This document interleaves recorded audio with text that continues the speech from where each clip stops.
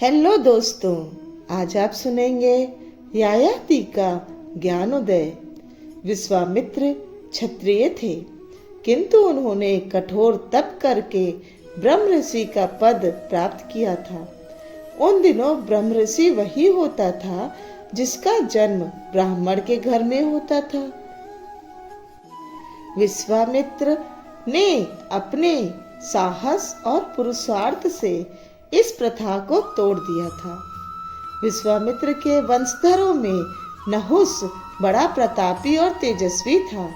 उसने इंद्रलोक पर आक्रमण करके उस पर अपना अधिकार स्थापित कर लिया था, किंतु वासना के कारण उसे ऋषियों के श्राप का शिकार होना पड़ा था।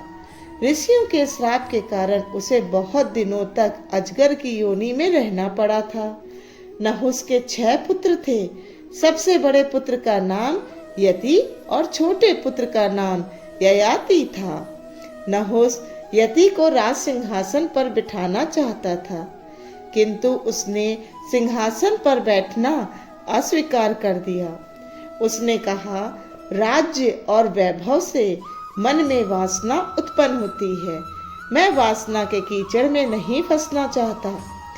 जब बड़े पुत्र यति ने राज सिंहासन को स्वीकार नहीं किया, तो नहुस ने अपने कनिष्ठ पुत्र ययाति को राज सिंहासन पर बिठाया, क्योंकि उसके बीच के पुत्र अयोग्य थे। ययाति बड़ा प्रतापी और बड़ा सूरवीर था।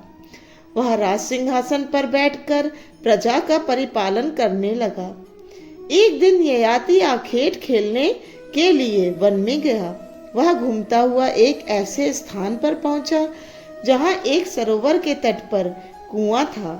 ययाति जब कुएं के पास पहुंचा तो उसे कुएं के भीतर से एक स्त्री का अर्थ कंठ स्वर सुनाई पड़ा, मुझे बचाइए, कूप से बाहर निकालिए।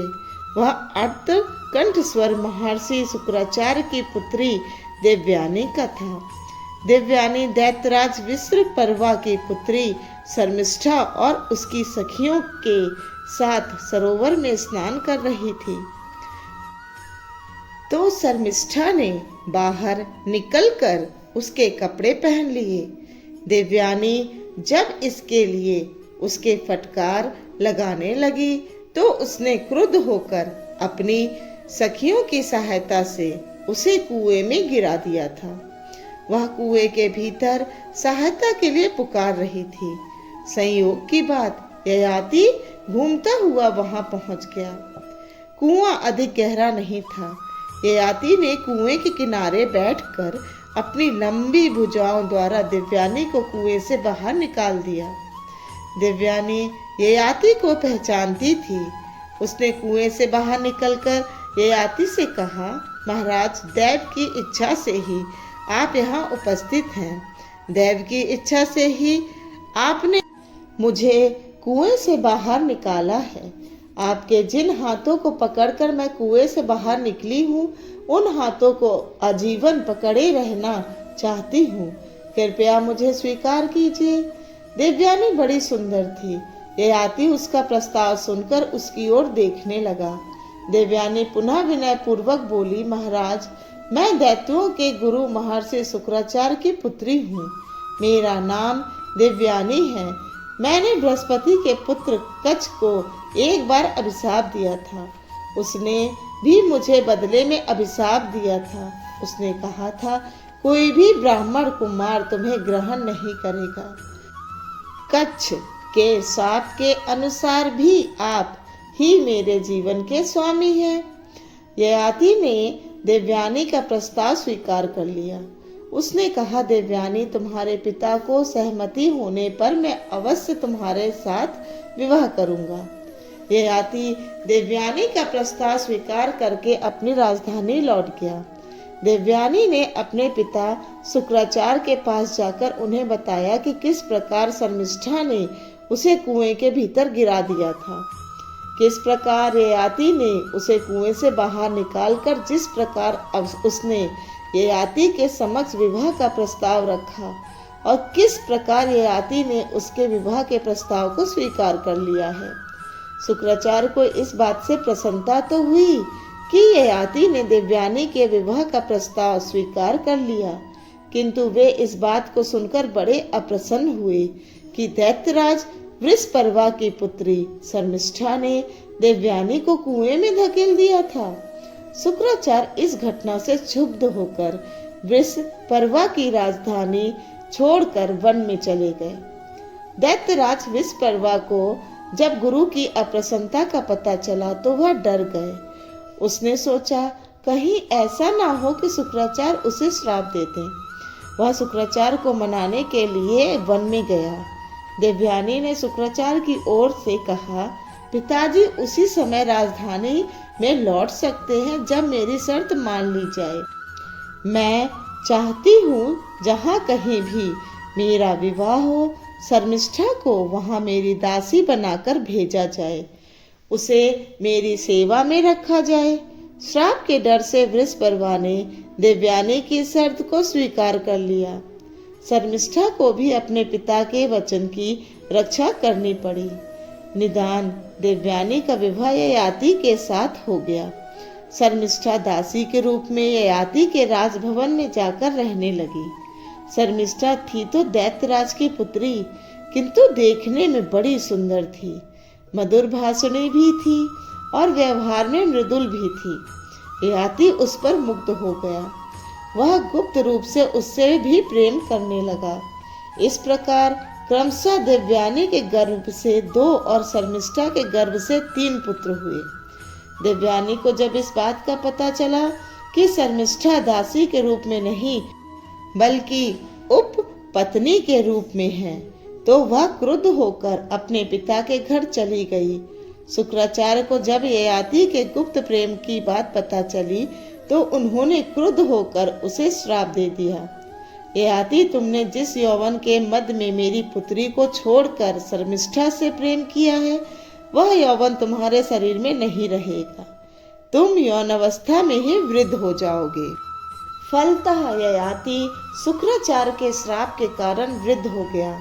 वह मन ही मन बड़ा दुखी हुआ, क्योंकि वह वासना लोलुप था। वृद्ध अवस्था के कारण उसकी इंद्रियां स्थिर हो गई थीं और उसकी वासना की पूर्ति नहीं हो पा रही थी। अतः ययाति शुक्राचार्य की सेवा में उपस्थित हुआ।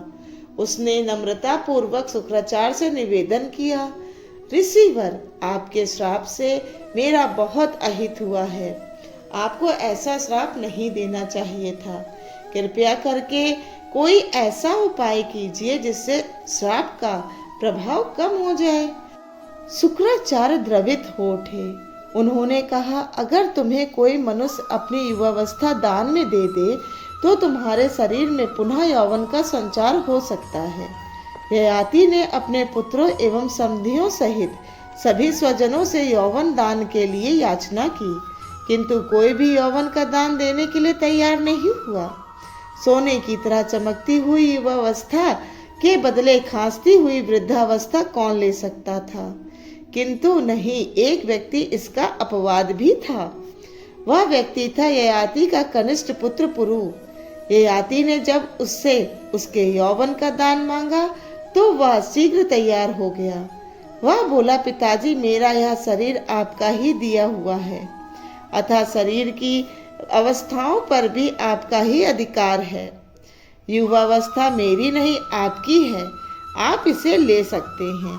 मेरे लिए इससे बढ़कर दूसरी बात क्या हो सकती है कि मेरा शरीर आपके काम में आए।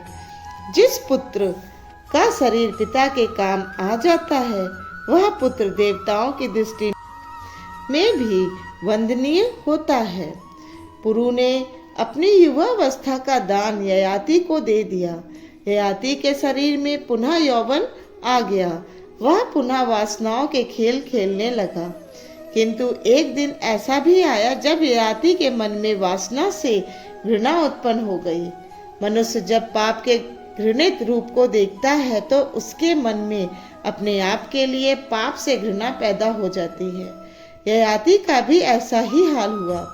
वह वासना का रूप देखकर कांप उठा। उसके भीतर ज्ञान का सूर्य चमक उठा। उसने सोचा, वासना विष के समान होती है। आग से तो केवल खर पतवार ही जलता है, किंतु वासना की आग हड्डियों को ही नहीं, मन को भी जला डालती है। शरीर में यौवन रहने पर वासना की आग को जलाने से कोई नहीं रोक सकता। अतः यौवन का परित्याग कर देना चाहिए। ययाति ने अपने पुत्र का यौवन उसे लौटा दिया। उसके शरीर में पुनः बुढ़ापा आ गया। वह अपने पुत्र को राज सिंहासन सौंप कर वन में चला गया। वह वन में श्री हरि के ध्यान में मगन रहने लगा। उसे जगत में श्री हरि को छोड़कर और कुछ भी दिखाई नहीं पड़ता था। वह श्री हरि का ध्यान करता हुआ उन्हीं में समाविष्ट हो गया। उसके भीतर के ज्ञान ने उसे अमर बना दिया। धन्यवाद।